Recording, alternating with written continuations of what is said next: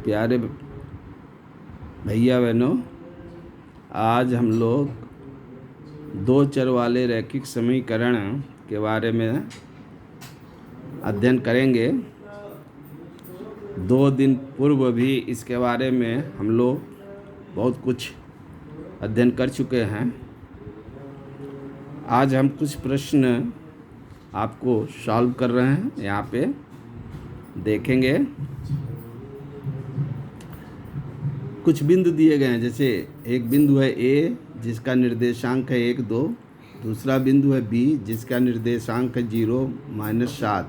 रैखिक समीकरण y बराबर 9x-7 के आलेख पर स्थित है अथवा नहीं, इसकी हमको पता करनी है। हम जानते हैं कि कोई भी बिंदु अगर आलेख पर होगा तो उन बिंदुओं के निर्देशांकों को समीकरण पर रखने पर दोनों पक्ष आपस में क्या हो जाएंगे? बराबर हो जाएंगे। समीकरण का अर्थ ही होता है समता का संबंध। तो यहाँ पे भी हम दिए गए बिंदुओं के निर्देशांकों को समीकरण में प्रतिस्थापित करेंगे। यदि दोनों पक्ष बायां और दायां पक्ष आपस में बराबर हो जाता है तो हम कहेंगे कि दिया गया बिंदु आलेख पर स्थित होगा। जैसे y बराबर 9x-7 में निर्देशांकों के मान रखने पर x बराबर 1, y बराबर 2 से y का मान 2 रख दिए। 9 इंटू x का मान 1 -7, 2 बराबर 9 1 जा 9 -7, देन 2 बराबर 2 आ गया। यहाँ दायां पक्ष और बायां पक्ष दोनों समान हो गए, अर्थात दिया गया बिंदु x और बराबर 1 और y बराबर 2 आलेख पर स्थित होगा। उसी प्रकार पुनः 0 और -7 को देखें तो x बराबर 0 तथा y बराबर -7 से y का मान -7 बराबर 9 इंटू 0 -7, -7 बराबर 0। 9 में 0 का गुना करने पर 0, -7 बराबर -7। दायां पक्ष बराबर बायां। दोनों ही परिस्थितियों में दोनों पक्ष आपस में बराबर हैं, अतः हम कह सकते हैं दिए हुए बिंदु आलेख पर स्थित होंगे। तो इस प्रकार से हम यह जांच कर लेते हैं कि कौन से बिंदु आलेख पर हैं या नहीं, या आलेख की सत्यता का पता लगा सकते हैं। अब एक दूसरा सवाल यहाँ पे हम पाठ का ही है, देखें। एक नगर में टैक्सी का किराया पहले 1 किलोमीटर का किराया 8 रुपये है और उसके बाद के लिए प्रति किलोमीटर का किराया 5 है। यदि तय की गई कुल दूरी x किलोमीटर और कुल किराया y है तो एक रैखिक समीकरण लिखिए और आलेख बनाइए। देखें, जैसा कि हम लोग जानते हैं, पढ़े हो कि दूरी बराबर चाल गुने समय होता है। चाल बराबर दूरी बटे समय होता है। अगर हम 1 किलोमीटर की यात्रा कर रहे हैं और किराया 5 रुपये है तो 5 गुणे 1 बराबर 5 रुपये होता है। यदि हम 5 रुपये की दर से 2 किलोमीटर की यात्रा करेंगे तो 5 गुणे 2 बराबर 10 रुपये होगा। ऐसा हम लोग जानते हैं। तो अगर उसको समीकरण के रूप में बनाएं तो कुल किराया बराबर हो जाएगा कुल दूरी इंटू प्रति किलोमीटर का किराया। यह एक कुल किराया निकालने का सूत्र है। अब प्रश्न के अनुसार अगर देखें तो कुल किराया हमारा कितना है y, तो कुल किराया बराबर y बराबर कुल दूरी कितनी दी हुई है x किलोमीटर, कुल दूरी x किलोमीटर है दिया हुआ है ना।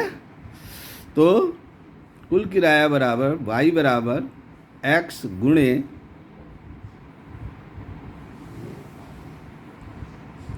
कुल दूरी कितनी है x और प्रति किलोमीटर का किराया कितना है 5, तो x गुणे 5 प्लस, अब प्रथम 1 किलोमीटर का किराया 8 रुपये था, तो 5 तो हम चल ही चुके, शेष कितना बचा, तो 3 बचा, 8 माइनस 5, तो y बराबर हो जाए कुल किराया बराबर कुल दूरी यानी x गुने प्रति किलोमीटर का किराया 5 प्लस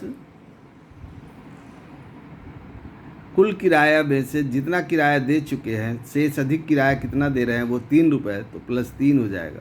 तो समीकरण बन गया y बराबर 5x प्लस 3। यह इसका एक समीकरण होगा। अब आइए इसका हम लोग आलेख खींचना सीखें कि आलेख कैसे खींचा जाता है। y बराबर 5x प्लस 3 में y जो है वह x पर निर्भर करता है। y का मान किस पर निर्भर कर रहा है, x पर। x जो है स्वतंत्र राशि है, इसका मान हम अपनी स्वेच्छा से बदल सकते हैं, लेते हैं, और इसके मान के जैसे जैसे परिवर्तित होगा y का मान भी अपने आप परिवर्तित होगा। तो इसके लिए हम एक टेबल बना लेते हैं जैसा कि पूर्व में भी बनाए हुए हैं, एक x और एक y। x का मान पहली बार 0 लिए तो y बराबर आ गया आपका 3, x बराबर 1 लेने पर y बराबर आ गया 8, x बराबर -1 लेने पर y का मान आ गया -2, चूँकि माइनस प्लस माइनस होता है, 5 में से 3 घटेगा तो 2 आ जाएगा। अब इस सारणी को हम एक ग्राफ पेपर पर प्रदर्शित करते हैं। इसके लिए जो रेखाएं खींचते हैं ऊर्ध्वाधर एक दूसरे पर लंबवत होती हैं, एक को क्षैतिज रेखा को हम x अक्ष कहते हैं, ऊर्ध्वाधर रेखा को y अक्ष कहते हैं, और फिर इसको ग्राफ पेपर पर प्रदर्शित करते हैं। जैसे x का मान 0 है और y का मान 3, तो x के कॉलम में हम जाते हैं, x 0 y 3, फिर x 1 धनात्मक 1 है और y 8 है, तो 1 के ऊपर और y के 8 के सामने। इसी प्रकार से तीसरा बिंदु जो है -1 और -2, x ऋणात्मक है इसलिए इधर जाएगा, और उसके ठीक सामने हम लोग चलेंगे -2 नीचे की ओर, चूँकि ऋणात्मक है नीचे की ओर 2 तक। इस प्रकार तीनों बिंदुओं को हम मिला देते हैं। हम पाते हैं कि तीनों एक ही रेखा पर स्थित हैं, अतः PQ अभिष्ट रेखा चित्र है। तो इस प्रकार से हम दिए गए प्रश्न का हल कर सकते हैं, उसका ग्राफ निकाल सकते हैं। अब एक प्रश्नावली गृह कार्य है प्रश्नावली के लिए, फ़ारेनहाइट और सेल्सियस, फ़ारेनहाइट को सेल्सियस में रूपांतरित करना। ये दोनों ताप मापने के क्या हैं, सूत्र हैं। F बराबर 9/5C + 32, इसका एक आलेख खींचना है। आप घर में इसका अभ्यास करेंगे तो आपसे बनेगा। धन्यवाद।